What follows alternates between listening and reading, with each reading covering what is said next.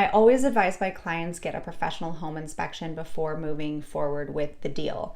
And if they don't already have a home inspector that they know and would like to use, I give them 3 options of reputable home inspectors in the area.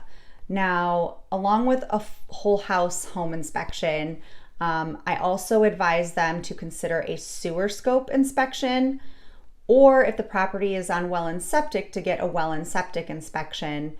And then there's also a radon inspection available and a lead inspection.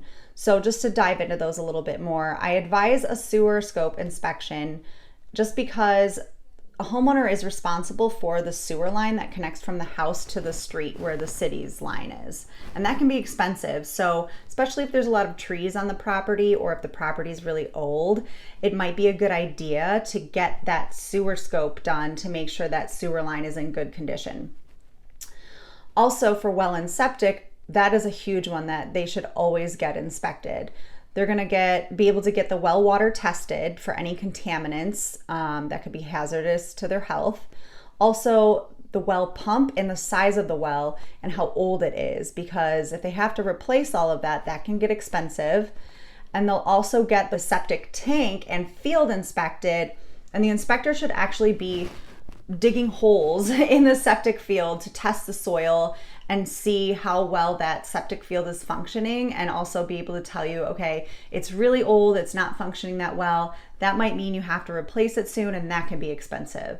So I always recommend those. Next is radon. So radon is a natural radioactive gas that can seep up through the soil and can sometimes be present at certain levels in people's basements. So the EPA has a recommended level that's considered safe, and if a radon test comes back above that level, you're going to want to get a radon mitigation system.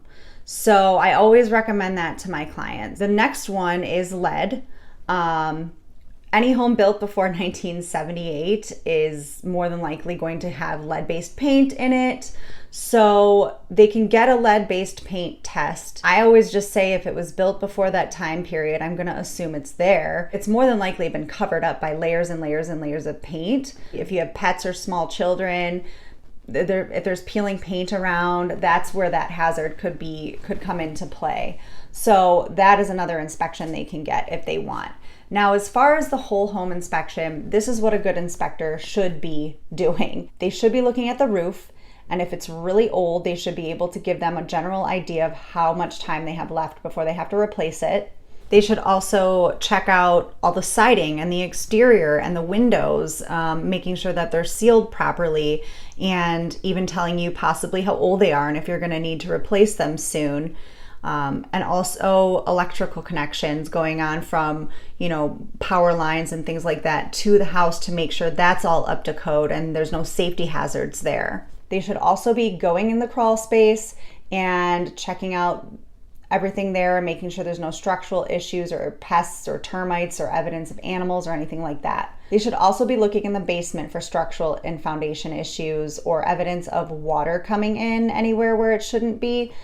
And they should be testing all of the appliances and mechanicals in the house. So they should be cranking up the furnace, cranking up the AC, helping you determine how old it is, the hot water heater, checking that out, making sure there's no leaks there, or also determining how old it is if the sellers don't know. They should be running the dishwasher, turning on the oven, testing the microwave, testing the refrigerator, making sure that everything's in good working order.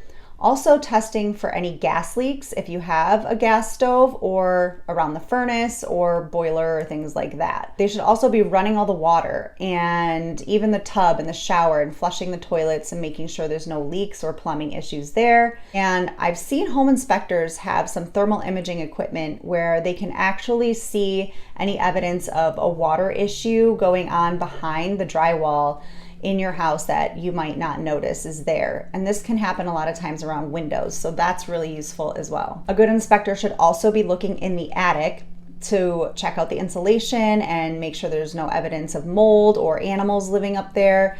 And they should also be checking the electrical in the house, so making sure the panel and the fuses and the circuit breakers are all up to code, and that all the outlets are working and grounded properly, and that the proper outlets are installed where they should be. For example, around any sinks or bathtubs or water sources, there should be a GFCI, a ground fault circuit breaker or interrupter outlet, basically, that would prevent you from getting electrocuted if something were to happen around there. They really should be going through the whole property with a fine-tooth comb inside and out and be able to discover any issues that might cost your clients a lot of money once they close on the home.